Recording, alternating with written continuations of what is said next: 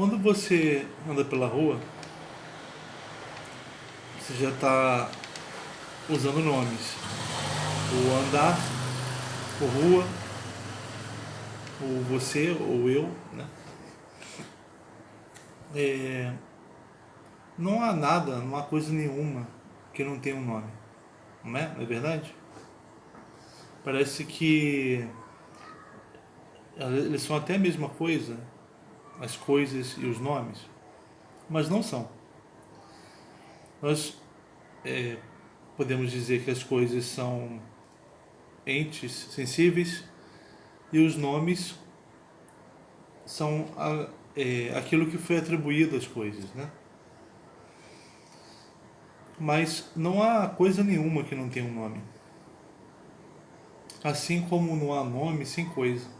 Não há nome que não seja o nome de alguma coisa.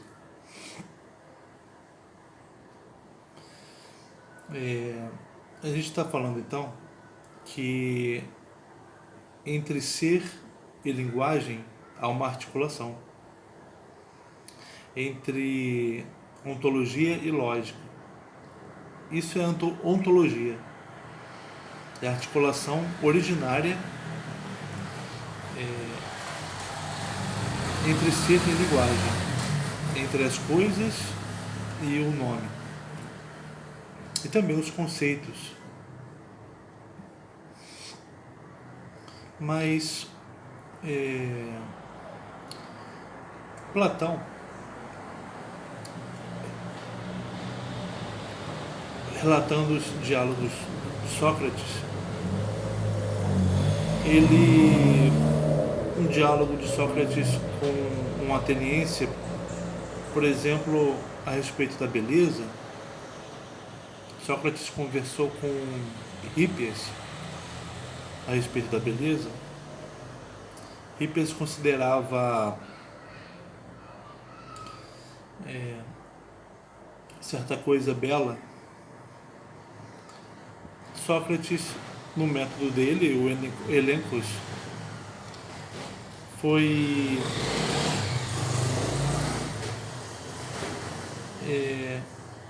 perguntando a Hippias se outras coisas também não eram belas, né? Não seriam belas. Hippias concordou, né? Que outras coisas poderiam ser belas, né? Mas Sócrates então perguntou: mas se um belo vaso é belo, se um belo cavalo é belo, o que é o belo então? Uma pergunta espantosa, né?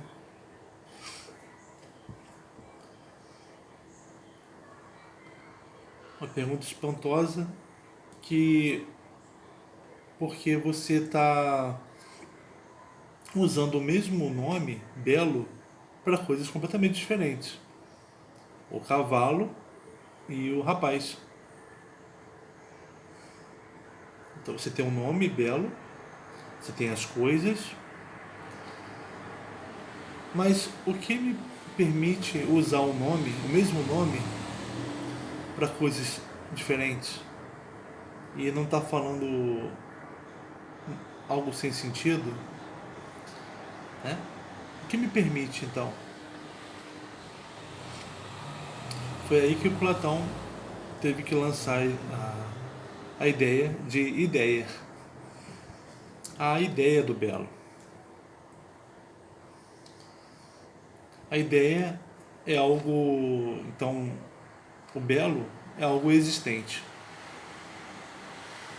O belo em si, ou o próprio belo, não o belo do cavalo, nem o belo do rapaz, mas o próprio belo, né? Ele é algo existente, né? Não é algo que você... Não é a mesma coisa que a coisa sensível. A coisa sensível é o belo rapaz, o belo cavalo. Mas tem o mesmo nome que eles. O belo, o belo em si, ou o próprio belo, ele tem o mesmo nome do belo, aquele ali, ó, que é belo. Estou apontando para um rapaz. É, a respeito, essa questão apareceu quando Sócrates discutia a respeito de outras coisas, a respeito de justiça, coragem. O que é que está sendo dito? Nas diferenças dos diferentes para as diferentes coisas, né? O que é que está sendo dito? Repara que o que é que está sendo dito? O ser é aquilo que é dito. O ser, ele só é quando ele é dito. O ser é aquilo que se manifesta através do nome. Então Sócrates tinha essas discussões, não discussões não é a palavra, essas conversas, né? Porque discussão vem da erística, né? Da deusa Eris, que é a discórdia, a disputa. Sócrates conversava a respeito das coisas, às quais se atribuíam nomes,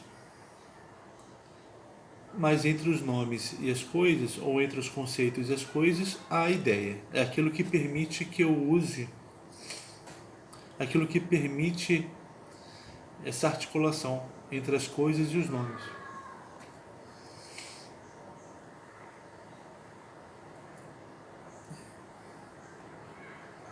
A ideia, ela vem da necessidade do Platão de falar do puro nome, né? Do puro ser. Eu quero o belo puro. Eu quero a coragem pura. Porque Platão entendia que se ele chegasse na ideia, nessa abstração da língua, que ele chegasse nesse nome, no puro nome, né? Ele poderia entender uma sociedade, ele poderia propor uma sociedade que se entendesse. Foi aí que esse é o projeto da República, né?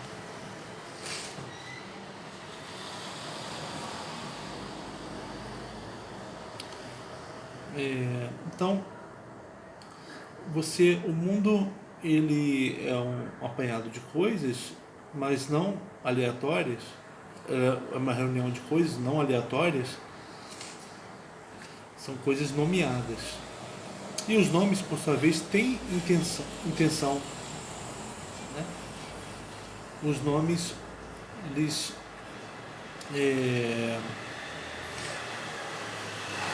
revelam o ser das coisas. Mas o ser das coisas não está em cada coisa particular. O ser das coisas é abstrato.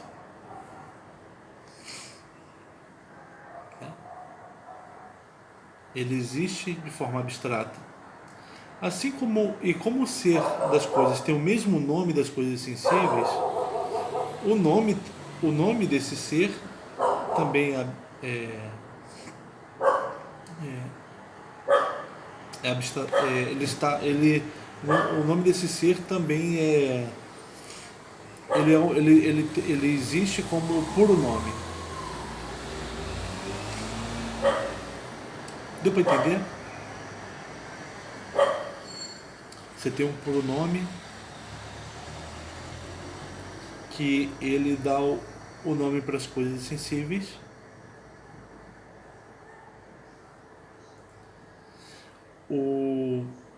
E esse puro nome se refere à ideia, ao ser. que é a verdade sobre os entes, a verdade dos entes sensíveis. A verdade do o que faz o belo rapaz ser belo é o belo, ou a beleza. Essa é a verdade do daquele rapaz belo. Assim como a própria palavra beleza é o puro nome da beleza aplicada para alguém concreto, né?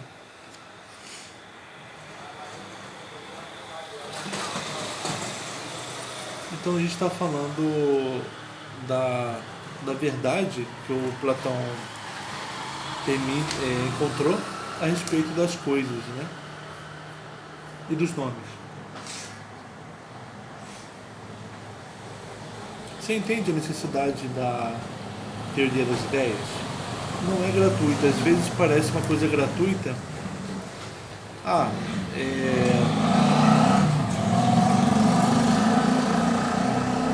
existem as ideias que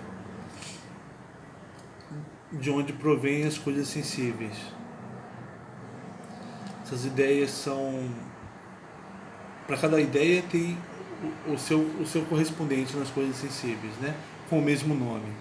Só que a ideia é diferente das coisas sensíveis, porque a ideia é perfeita, é imutável, e as coisas sensíveis se degradam, né?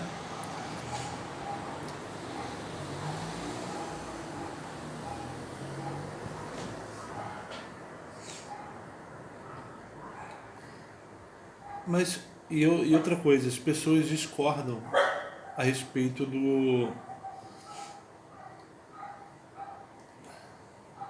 que as coisas são. Elas usam o mesmo nome para sentidos diferentes, significados diferentes. Para uma pessoa, a justiça é uma coisa, para outra, a justiça é outra coisa.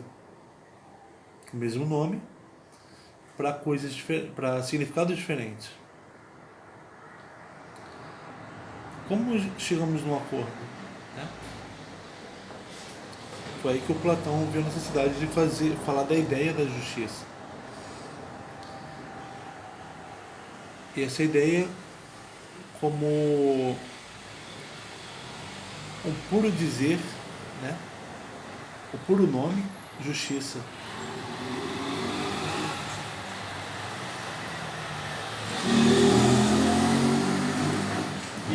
E essa ideia, ela acompanha quando se fala justiça nos diferentes ambientes. Ela é inseparável do dizer das pessoas. E é irredutível ao dizer também. Ela existe por si só. Mas ela é inseparável do dizer. Eu posso falar tal sentença foi justa porque existe a ideia de justiça. Eu tenho esse... Existe um ser ao qual eu me refiro. Existe um ser que se manifesta quando eu falo de alguma coisa.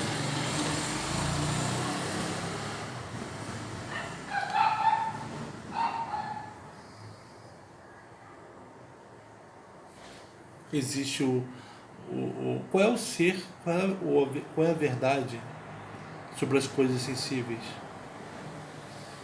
Né?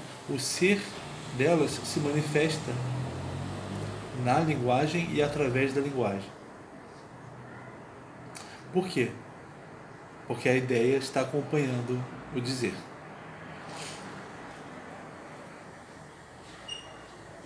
Isso parece muito abstrato, mas é uma forma possível para nós abordarmos, por exemplo, a questão das musas, né? E esse é o propósito de estarmos estudando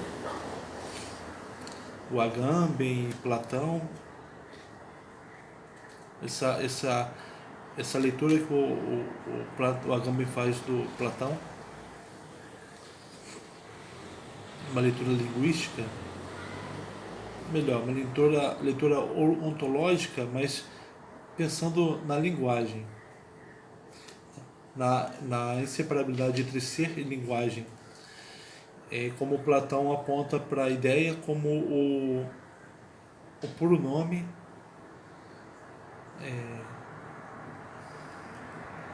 que, que permite que se diga as coisas e, ao se dizer, se revela o ser das coisas, né? Isso aqui é importante para a gente no estudo sobre a mitologia grega, sobre as musas, sobre a fala que que faz o ser, né?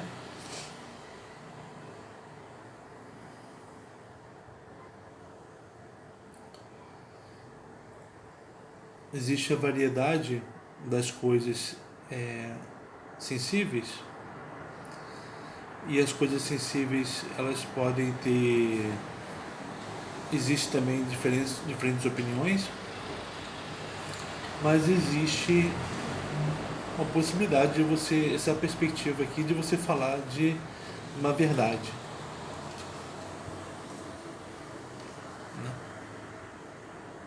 É aquilo que se revela, a verdade ou o ser, é aquilo que se revela no dizer. A verdade do mundo é revelada pelo dizer, né? As musas falaram, então elas contaram,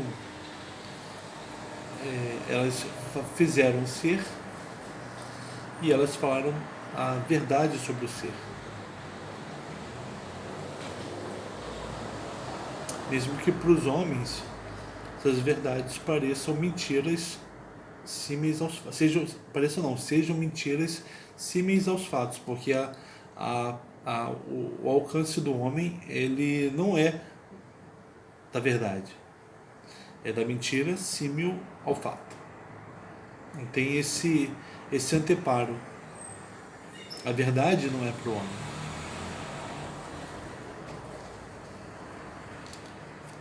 Apesar dela se revelar no dizer do homem. Mas a verdade não é para a compreensão do homem. Platão vai pensar o filósofo como aquele que a atinge, né? Mas a verdade não é para o homem, né? A verdade é divina, porque ela é a fala do ser. E isso só as musas têm, né? Os deuses têm. O discurso do homem, o homem ele está no Logos, mas segundo o Heráclito, ele não alcança o ser, que está ligado aos nomes que ele usa.